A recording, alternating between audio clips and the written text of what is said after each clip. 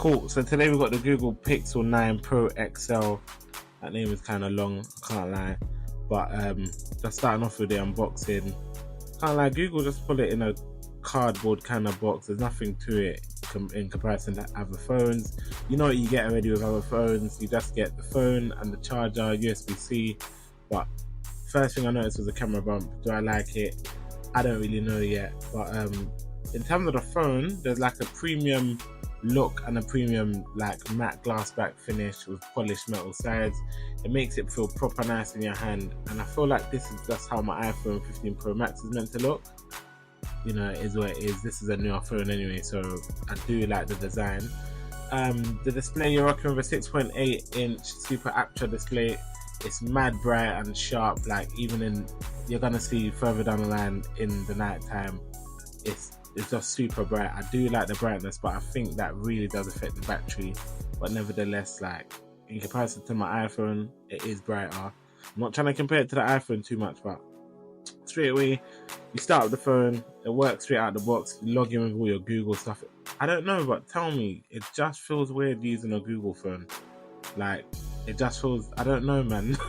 It just feels like they've got more information than they should have, like, because it's in touch with your emails and, well, it's one thing using an Android phone, but yeah. But in terms of the weight of it, it's similar to the iPhone. It feels a bit more, I'll say a bit more bulky than the iPhone. The iPhone weighs around 221 grams, where the Pixel weighs 227 grams. So do you feel a difference? Like when it's in your pocket, yeah, you do. I don't know if size is an issue to you, then you might not like the Google Pixel Pro, just because it's a bit longer than the iPhone, which makes it harder to, like, when you're dragging notifications from like the top, it makes it harder to just drag down with one hand, and I've got quite big hands, so me saying this, yeah. Moving on to the AI, which Google keep talking about throughout promoting this phone. It's powered by the Tensor G4 chip. This phone's AI is doing the most, from instant responses with Gemini Live to image generation in the Pixel Studio. I played with the Pixel Studio quite a bit. You're meant to put in like some sort of command or like what you're trying to get the Pixel to imagine or create for you. So I tried it and I typed in something simple like a sad cat. I'm going to show you what it gave me. Obviously, if you think that's a sad cat, then I don't think it done too. I just said, you know what, let me try it again.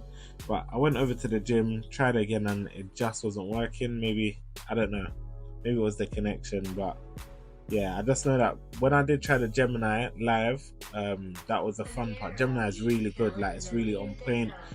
It was similar to ChatGPT, but just a bit more in depth. Like if Gemini is free for the first year, would I purchase it for the next year? Probably not. We have ChatGPT and others, so that's probably why I wouldn't. But nevertheless, it is good there, the AI side. And that brings me on to the cameras. So in comparison to the iPhone, I can't lie, the Google Pixel 9 Pro XL, the cameras are mad. Triple threat camera, 50 megapixel main, 48 megapixel telephoto, and 48 megapixel ultra wide. Now, if you compare that to the iPhone, I'm just saying that to the iPhone because that's what I'm using. The iPhone 15 Pro Max cameras are serious, like with deep integration into the Apple ecosystem, but the Pixel's AI powered image processing gives you like more of a like crispier shot, like especially with the telephoto and ultra wide modes. Pixel zoom as well, 30x digital zoom compared to the iPhone's 15. Obviously, some people are not using zoom, but I did play around with it, and for how far I was zooming in, the pictures are coming up quite clear, I won't lie. So in terms of like the video and the cameras, I'm going to put a couple shots in and you guys can see. I just know that the cameras on the Google, you take a picture, it looks blurry for a second, it just says processing for like maybe 10-20 seconds, and then you come up with a really good shot. So I'm gonna put the cameras up there. The cameras are wicked, I won't lie. But yeah, some little things I do like the split screen. I've always wanted an iPhone to be able to like split screen in the way like Android phones can, but I just know that I don't think that will be coming anytime soon. But like I could use maps, I go on my phone, look at other things, read some news, look at the football scores, so that kind of thing. So I did like that. The downside, I I proper hate about the Google. I don't know if it's maybe to do with the chip or whatever, but the phone gets hot. Now, because it's a new phone, I know that can happen. But with little things like playing games for about 20-15 minutes, running YouTube, the phone started to get hot.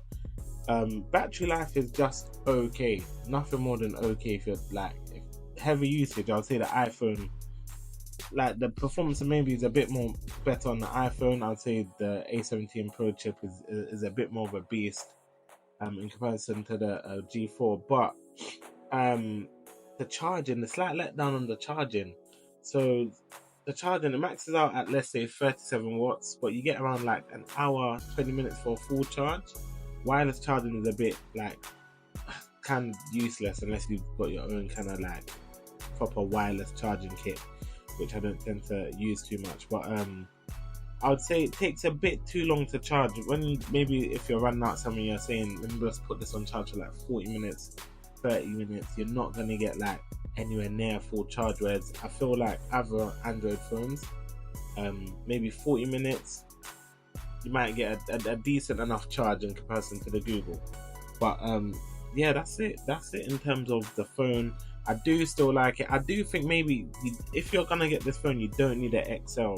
And if you're coming from an iPhone, I would say this is a really good phone to try, something new.